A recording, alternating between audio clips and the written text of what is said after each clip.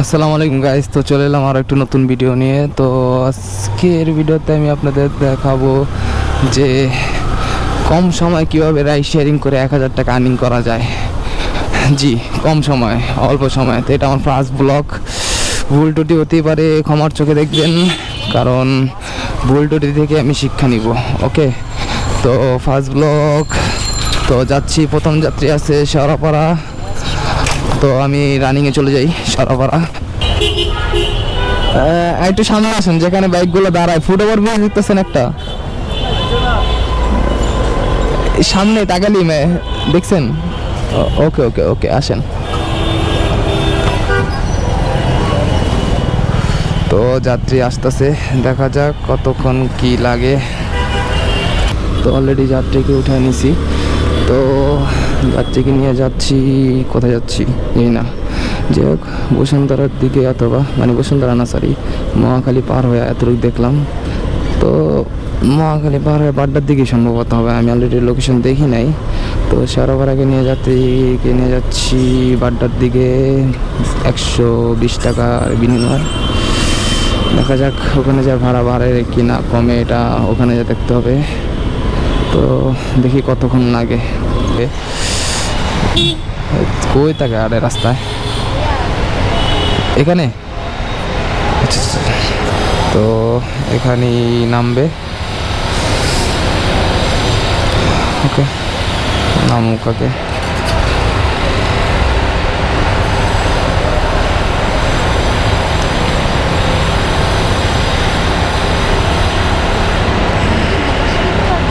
হ্যাঁ পারবেন, সমস্যা নেই। 128 টাকা আসছে, ভাড়া আসছে 128 টাকার মতো। ভাবছিলাম যে 130 টাকা দিবে আমাকে, বাট বিকাশে আমাকে 150 টাকা দিয়ে দিয়েছে। তো থ্যাংক ইউ আপু, আপনার অবশ্যই ভিডিও নেই, যেহেতু মেয়েদের ভিডিওটা নেওয়ার আমার জানে মনে হয় না যে সেফটি। পার্সোনাল অপিনিয়ন, আমি এই জন্য মেয়েদের ভিডিওটা খুবই কম নিই, মেয়ে যাত্রী বিশেষ করে। তো দেখা যাক দ্বিতীয় যাত্রী কখন পাই। আর আপুকে অনেক অনেক ধন্যবাদ 150 টাকা দেওয়ার জন্য। তো দ্বিতীয় যাত্রী কখন পাই সেটার অপেক্ষায় থাকি। তো একজন যাত্রী পেলাম, এটাও আপু, যাবে খিলগাঁও। আমি এরকম দামাদামি পারি না, এই জন্য দামাদামি করতেও পারি না ওনার সাথে। তো এই জন্য ওনাকে 160 টাকার বিনিময়ে খিলগাঁও ফুটওভার ব্রিজে নামিয়ে দিব। আর আসছিলাম পুলিশ প্লাজারের সামনে থেকে নিলাম আপুকে।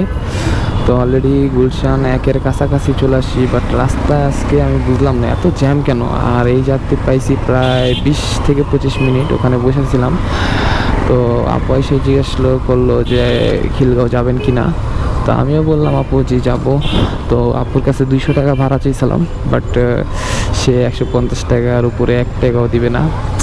আমিও ভাবলাম যে এখন এখানে বসে থাকার চেয়ে রাইড শেয়ারিং করাটা অনেক ভালো। তো খিলগাঁও থেকে নর্থ সাউথের দিকে অনায়াসে চলে যেতে পারবো, আর নর্থ সাউথ থেকে আরেকটা যাত্রী এমনি নিতে পারবো। যাই হোক, আমরা আগে জ্যামটা পার হই, তারপরে বাকি কথা বলবো। পেইন কী রে ভাই, গাড়ি কি সামনে দিতে আমার চালাতে দিবি না, বুঝলাম না। এই পুত পুত পুত পুত লাগাই দিছে পিছন সাইড দিয়ে, কোনো স্কোপ নাই, কিছু নাই, ইন্ডিকেটার নাই, কোনো পুত পুত পুত পুত। আর ওই ব্যক্তি যে দেখেন ইন্ডিকেটার দিছে হাতের ডাইনে, এখন অবশ্যই বন্ধ করছে, এখন দিছে বামে, ঠিক আছে। তো আমার ইন্ডিকেটার কোন দিকে, আমি ডাইনি দিয়ে রাখি, কারণ যেহেতু আমার এখানে মুড়ি ওঠা লাগবে না।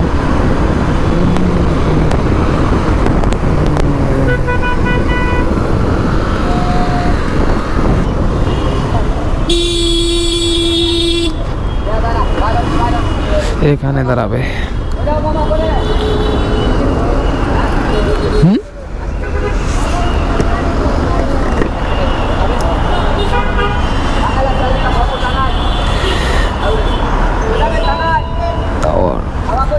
সরি, ধন্যবাদ।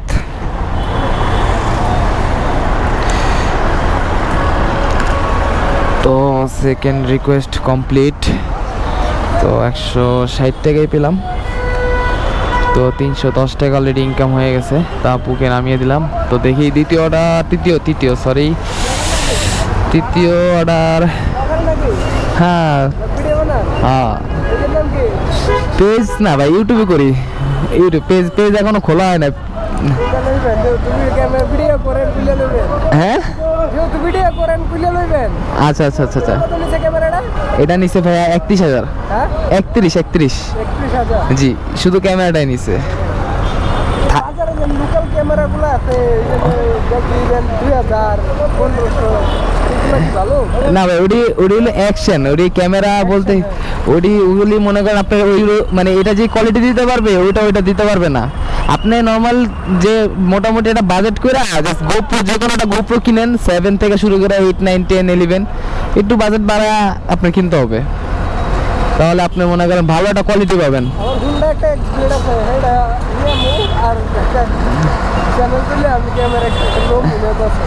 আচ্ছা আচ্ছা আচ্ছা আচ্ছা,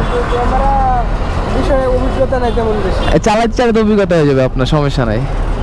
এটা এরকম আহামরি পেন না, এটা মনে করেন 1 দিন 2 দিন চালাইলে 3 দিনের বেলা আপনি পারবেন। এটা আমিও প্রথম পারতাম না, বাট আস্তে আস্তে চালাতে শিখছি। হচ্ছে না, যাই হোক। বাড্ডা হ্যাঁ, যাত্রী আমার পিছনে যাবই। বাড্ডা 100 টাকা, মানে কাছেই যাবে। পাশে রিকোয়েস্ট দিয়ে ওই পাশে যায় বসে থাকে, আর কত বড় ইউটার্ন নেওয়া লাগে আমার। হ্যাঁ, মানে কত বড়, মানে কোন জায়গাতে কত দূর ইউটার্ন যে নেওয়া লাগে ভাই, এই জিনিসটা খুবই বিরক্তিকর। যাত্রী আছে ওই পারে, রাস্তার ওই পারে, আর আমি আছি এই পারে, বাট যাত্রী এই পারতে রিকোয়েস্ট দিয়া ওই পারে যাওয়ার বিষয় আছে, এটা কোনো কথা ভাই? তুই এই পারতে রিকোয়েস্ট দিচ্ছিস, এই পারে থাক না, তুই ওই পারে যাচ্ছিস কেন? ওই যে প্রায় এয়ারপোর্টের কাছ থেকে আমাকে এখান থেকে ইউটার্ন নেওয়া লাগতো, মানে বাইক চেঞ্জ।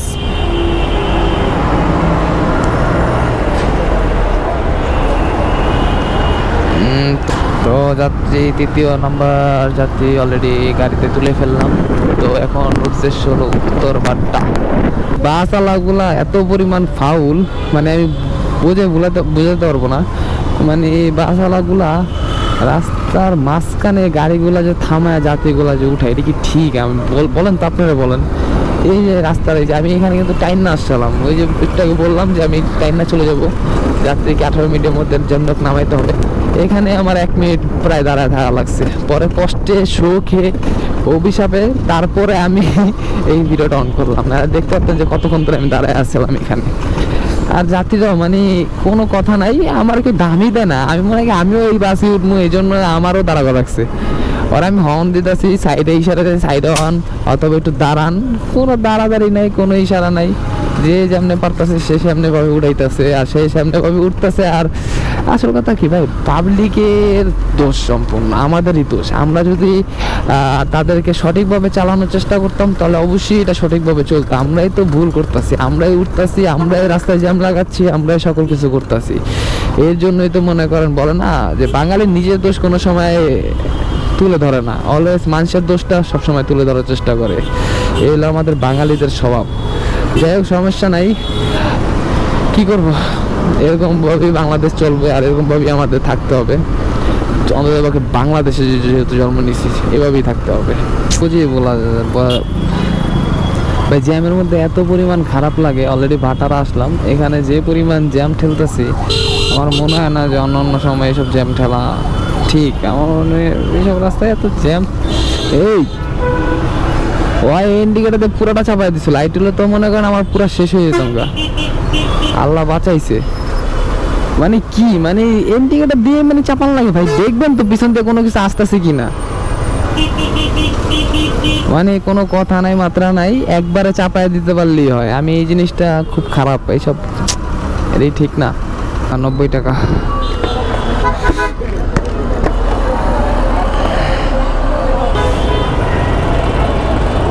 ঠিক আছে, ধন্যবাদ ভাই। দেখা যাক 3য় অর্ডার কোথা থেকে পাই। বিসমিল্লাহির রহমানির রহিম। আচ্ছা আচ্ছা আচ্ছা আচ্ছা, যে রাস্তায় জ্যাম, তো এই যাত্রীকে নিয়ে যাচ্ছি মতিঝিল। তো দেখা যাক, 160 টাকা ভাড়া আসছে, মতিঝিল নিয়ে যাচ্ছি। দেখা যাক কতক্ষণে নিয়ে যেতে পারি ভাই। এখন বাজে 4:24 দেখাচ্ছে, 4:51 লাগবে যাত্রীকে নিয়ে যেতে। দেখি তার চেয়ে বেশি লাগে নাকি কম। তো আগে একটু ফ্রি রাস্তায় যাই, তারপরে ভিডিওটা কন্টিনিউ করি। আবার কি এটা আবার উল্টা, মানে কোন দেশে বসবাস করি আমি, মানে যান স্যার যান, একটা স্যার যাইতেছে আপনি যান, এরপরে যেই স্যার আইতেছে যান যান যান যান যান যান যান যান, আপনার ওই তো রাস্তা মনে হয় আমি উল্টা চালাইতেছি, হ্যাঁ ঠিক সাইডে আছে, আমি উল্টা চালাইতেছি গাড়ি, এরকমই কিছু মনে হইতেছে আমি উল্টা চালাইতেছি, এরা ঠিক রাস্তা চালাইতেছে। আরে ভাই দাঁড়া মানে রাস্তাঘাটে চলতে গেলে এত পরিমাণ অটো রিক্সা বলে বোঝানো যাবে না, মানে এত পরিমাণ অটো রিক্সা কি এমনি, মানে শেখ হাসিনা পতন হওয়ার পর ভাই কিছু ঝামেলা দিয়া যাক বা না যাক, সবচেয়ে বড় ফেতনা হইলে অটো রিক্সা। এই অটো রিক্সার ঝামেলাটা শেখ হাসিনা যে দিয়ে গেছে, এই ঝামেলা যে কবে উঠানো হবে আর কোন সরকার যে উঠাবে সেই সরকারে আমি ভোট দেবো। অটো রিক্সা যেই সরকার উঠাইতে পারবে ওই সরকারকে ভোট দেবে। তো বিএনপি, জামাত, এমন কি এনসিপি যদি হয় তাহলে এনসিপিকে ভোট দেবো। অটো রিক্সাগুলোর অন্তত পক্ষে উঠাক ভাই, এখন কোনো লাইন নাই, কোনো ডিসিপ্লিন নাই, কোনো কিছু নাই। ওরা ভাই এদিক সেদিক কিছু দেখে না দেখে, ওরাও দেখে না, আমাদেরও ঠিক মতন দেখতে যায় না, মানে ওরাও অবস্থা 12টা বাজায়, আমাদেরও অবস্থা 12টা বাজায়, ওদের তো কিছু হয় না, সবসময় বাইকারদেরই অসুবিধা হয়। দিল্লি পৌঁছে গেলাম, দেখা যাক ভাড়াটা কত আসে। অনলাইন ডিজিটাল না, দেখি টিপ মারি। 130 টাকা আসছে ভাড়া, 30 টাকা ডিসকাউন্ট, 130 টাকা। ঠিক আছে, ধন্যবাদ ভাইয়া। তো ভাড়া আসছে 130 টাকা। এখন পর্যন্ত বাজে কটা? অলরেডি 5টা বাজে। 5টায় আমার 530 টাকার মতন হয়েছে ইনকামটা অনেক শর্ট হয়ে যেতেছে, কম হয়ে গেছে। আমি জানি না আরো কতক্ষণ লাগতে পারে, দেখা যাক। দ্বিতীয়, তৃতীয়, চতুর্থ, পঞ্চম রিকোয়েস্ট কখন কোন সময় পাই। আর এখন আছি বর্তমান কোন জায়গায়? তো যাত্রী আছে সোনালী ব্যাংকের সামনে, আর আমি আছি মতিঝিলের নিচে। তো রানিংয়ে যাচ্ছি ভাইয়ের কাছে। তো ভাইয়াকে নিয়ে যেতে হবে ধানমন্ডি। তো ধানমন্ডি কোথায় নামবে এটা যাই না, ধানমন্ডি হয়তো বা 32 অথবা 27-এর মাঝখানে নামতে পারে। তো এই রাস্তাঘাটের এই অটোগুলোর লেগে আমি টানতেই পারতেছি না। যাই হোক, তো ভাইয়ার কাছে আগে যাই, তারপরে ভাইয়াকে নিয়ে আমরা পঞ্চম যাত্রা শুরু করি। আর অলরেডি ইনকাম হয়েছে 530 টাকা, আর অলরেডি 5টা বাজে, তখন 530 টাকা ইনকাম হয়েছিল। তো দেখি আর 2-3 ঘন্টার মধ্যে আরও 460 টাকা 70 টাকা ইনকাম করা যায় কি না। দাঁড়ান 1 সেকেন্ড, ওটা দিয়ে দিতেছি, না নিশ্চয় দিছি, দেখেন। আরে ভাই যে জ্যাম, এই জায়গায় স্টার্ট দেওয়ার মতো স্কোপই পাইনি। আসার সময় যে জ্যাম ঠেলাইছি, মানে স্টার্ট যে দিব ওই পুরা রাস্তায় জ্যাম। যাত্রীকে নামানোর সুযোগ হলো প্রায় 1 ঘন্টারও বেশি সময় লাগছে এখানে আসতে। রাস্তায় যে পরিমাণ জ্যাম, বিশ্বাস করেন ভাই, রাস্তায় যে পরিমাণ জ্যাম,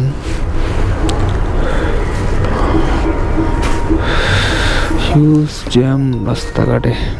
জ্যামের কারণে এত কষ্ট হয়েছে এখানে আসতে।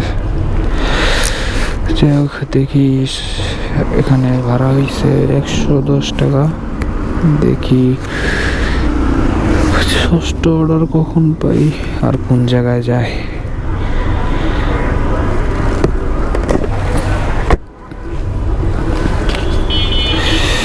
$110 টাকা, আলহামদুলিল্লাহ। দেখি এর পরের অর্ডারটা কোথা থেকে পাই আর কোথায় যায়। ওঠেন।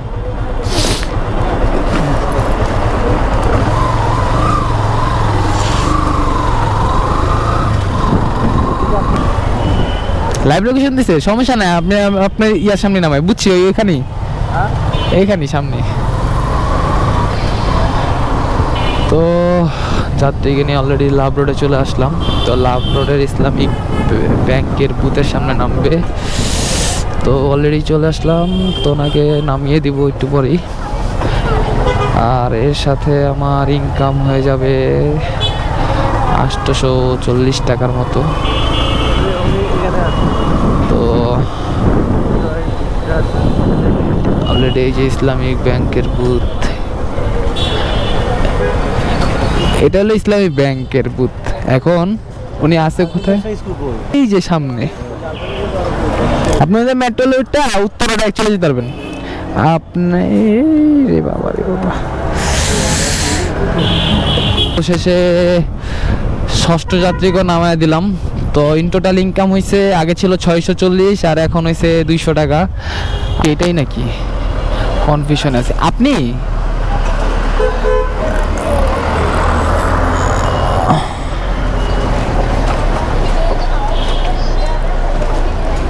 একটু হেলমেটটা বের করুন না। আর অলরেডি মেন রাস্তার উপরে উঠতে পারছি, এটাই বড় কথা। তো এখান থেকে দেখি শর্টকাট মারা যায় কিনা। আর অটো রিক্সাগুলো যে কী পরিমাণ ফাউল আর কী পরিমাণ ডেঞ্জারাস, সেটা বাইক রাইড করলে আপনি বুঝতে পারবেন ভাই। এত পরিমাণ ডেঞ্জারাস আর এত পরিমাণ ফাউল, এটা যারা বাইক রাইড করে তারাই জানে।